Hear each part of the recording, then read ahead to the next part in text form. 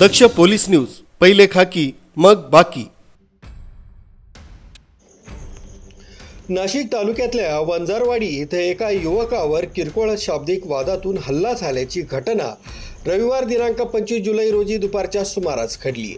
विश्वास रोकडे वय वर्ष 27 असं जखमी झालेल्या युवकाचं नाव आहे। या हल्ल्यात विश्वास रोकडे गंभीर जखमी होऊन घटनास्थळीच जागीच कोसळलाय। गावातील मित्रांनी तात्काळ त्याला देवळाली कॅम्प इथल्या कॅन्टोन्मेंट रुग्णालयात उपचारासाठी दाखल केलाय। सदर युवकावर उपचार करण्यात आला असून त्याच्या डोक्याला 8 टाके पडले। घटनेची माहिती मिळताच देवळाली कॅम्प पोलिसांनी यश परदेशी आणि शुभम परदेशी यांच्या विरोधात गुन्हा दाखल केलाय। आरोपींवर पोलिसांनी कडक कारवाई करून मला न्याय द्यावा अशी मागणी फिर्यादी विश्वास रोकडे यांनी केली आहे। रोकडे, मी वंजारवाडी परिसरात राहतो। काय नाव आहे? विश्वास उत्तम रोकडे। आज मी वंजारवाडी परिसरामध्ये राहतो।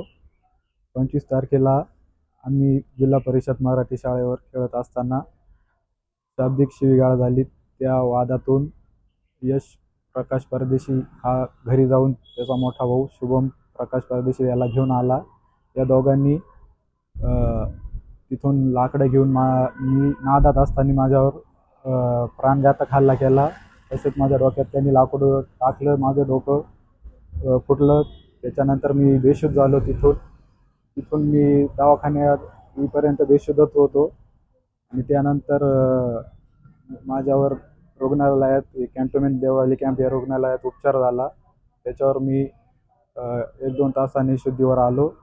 पण त्यानंतर मी त्यांची कंप्लेंट देवळाली कॅम्प पोलीस स्टेशनमध्ये दिली, पण अजूनपर्यंत संबंधित व्यक्तीवर काही म्हणजे गुन्हा दाखल झालेला नाही आणि त्यांच्यावर कुठल्याही प्रकारची कारवाई झालेली नाही आहे।